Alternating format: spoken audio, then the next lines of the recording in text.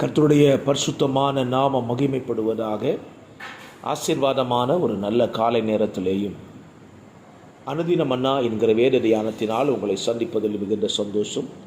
இந்த புதிய நாளிலேயும் கர்த்தருடைய வார்த்தைகளை நாம் தியானிக்கலாம்.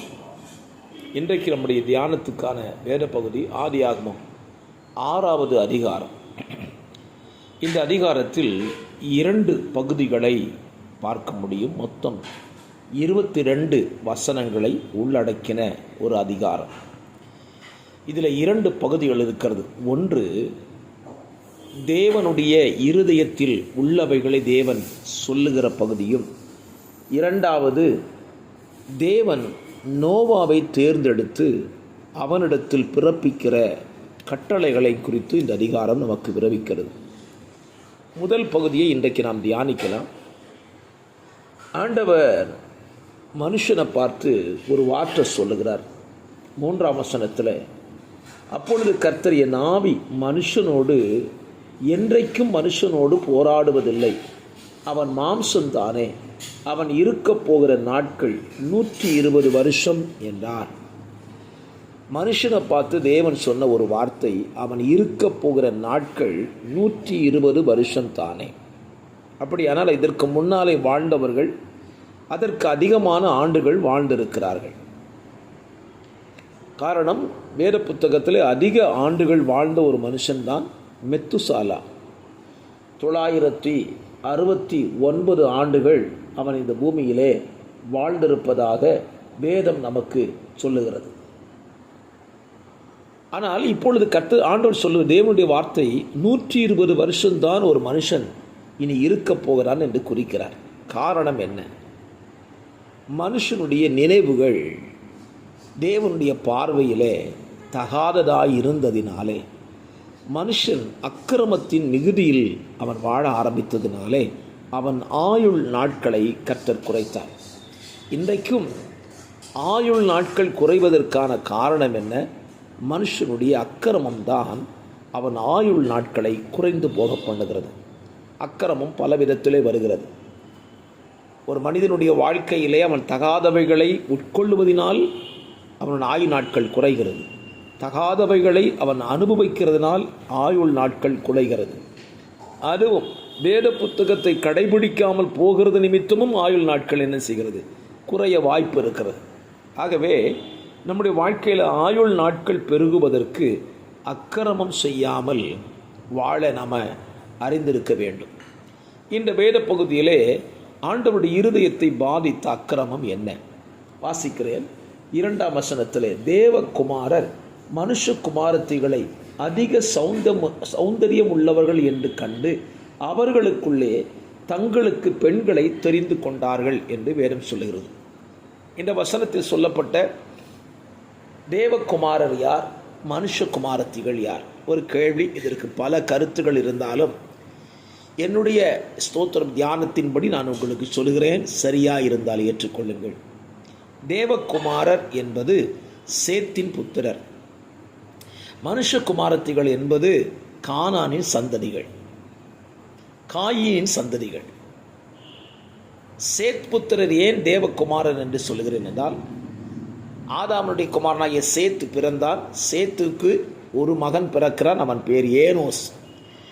அப்பொழுது மனுஷர் கர்த்தருடைய நாமத்தை தொழுது கொள்ள ஆரம்பித்தார்கள். கர்த்தருடைய நாமத்தை தொழுது கொள்ளுகிற ஜனத்திற்கு தேவகுமாரர்கள், தேவ புத்திரர்கள் என்று பெயர் கொடுக்கப்படுகிறது வேத புத்தகத்தில். அப்படியானால் அதற்கு முன்னால் இருந்தவர்கள் யார்? அவர்கள் கர்த்தருடைய நாமத்தை தொழுது கொள்ளாத ஜனம். காயின் தேவனுக்கு விரோதமாகவே நடந்து கொண்டவன். தன் தம்பியை கொலை செய்தவன். அவன் சந்ததியில் பார்த்தீங்க, காயின் கொலை செய்கிறான், லாமேக்கு கொலை செய்கிறான். ஒரு கொலைபாதக சந்ததியாக அந்த சந்ததி மாறிவிட்டது. இப்போ பிரச்சனை என்ன? தேவனை தொழுது கொள்ளுகிற சேத்தின் சந்ததியில் வந்த ஜனங்கள் தேவகுமாரன் அழைக்கப்பட்டிருந்தாலும் அவருடைய கண்கள் எல்லாம் மனுஷகுமாரத்திகள் மேல் போயிற்று. ஆகவே தேவன் அவர்களை பார்த்து சொல்லுகிறார், இவர்கள் ஆயுசு நாட்களை நான் கூட்டி கொடுக்க போவதில்லை. இன்றைக்கும் கிறிஸ்தவ சமுதாயத்தினுடைய நிலைமை அதுதான். தேவ பிள்ளைகளாக இருக்கிறவர்கள் மனுஷகுமாரத்திகளுக்குள்ளே குமாரர்களுக்குள்ளே தங்களுக்கு பெண்களை தெரிந்து கொள்கிறார்கள், ஆண்களை தெரிந்து கொள்கிறார்கள். இது தேவனுடைய பார்வையில் அக்கிரமம் என்றுதான் ஆதியாகம புத்தகத்திலே சொல்லப்பட்டிருக்கிறது. ஆகவே திருமண பந்தத்தை குறித்தவர்கள் வாழ்க்கையில், திருமணத்திற்கான காரியங்களை யோசிக்கிற உங்கள் வாழ்க்கையில் ஒரு காரியத்தை சிந்தியுங்க. நீங்கள் தேவகுமாரர்கள், தேவனை ஆராதிக்கிற, தேவனை தொழுது கொள்ளுகிற ஜனங்கள் தேவகுமாரர்கள். தேவகுமாரர்கள் தேவனை தொழுது கொள்ளுகிற தேவகுமாரத்திகளிடத்திலிருந்து தான் திருமண பந்தத்தை வைத்துக் கொள்ள வேண்டுமே தவிர, தேவனை தொழுது கொள்ளாத ஜாதிகளிடத்தில் போய் திருமண பந்தத்தை நீங்கள் வைத்துக் கொள்வீர்களானால், நான் சொல்லவில்லை, வேதம் சொல்லுகிறது, உங்கள் ஆயுள் நாட்களை கர்த்தர் குறைந்து போக பண்ணுகிறார். நமக்கு ஒரு எச்சரிப்பாக இந்த காலவளையில் எடுத்துக்கொள்ளலாம். இன்றைக்கு பலரும் பாருங்கள், திருமண வாழ்க்கைன்னு வந்துட்டாலே தடுமாறிதாங்க. ரட்சிக்கப்படாதவங்க ரட்சிக்கப்பட்டவனோடு, ரட்சிக்கப்பட்டவர்கள் ரட்சிக்கப்படாதவர்களோடு திருமண பந்தத்தில் இணைக்கப்படுகிறார்கள். கேட்டால் நாங்கள் ஜெபம் பண்ணி ஆதாயம் பண்ணி விடுவோம் என்று சொல்லுகிறார்கள். அப்படியெல்லாம் ஆதாயம் பண்ணுகிறதற்கு வேதம் எந்த விதத்திலும் இடம் கொடுப்பதில்லை. ஆகவே என்னை கேட்கிற அருமையான கர்த்தருடைய பிள்ளைகளே, இந்த தவறுகள் தேவனுடைய இருதயத்தை அதிகமாய் பாதித்தது. அந்த வசனத்தை நீங்கள் வாசிக்க முடியும். 6ஆம் வசனத்திலே கர்த்தர் மனுஷனை உண்டாக்கினதற்காக கர்த்தர் மனஸ்தாபப்பட்டாராம். நீங்கள் கிரியேஷனில் 6ஆவது நாளில் நீங்கள் பார்த்தீங்கன்னா, மனுஷனை உண்டாக்கினது நன்றாக இருந்தது அவருடைய இருதயம் சொல்லிட்டு.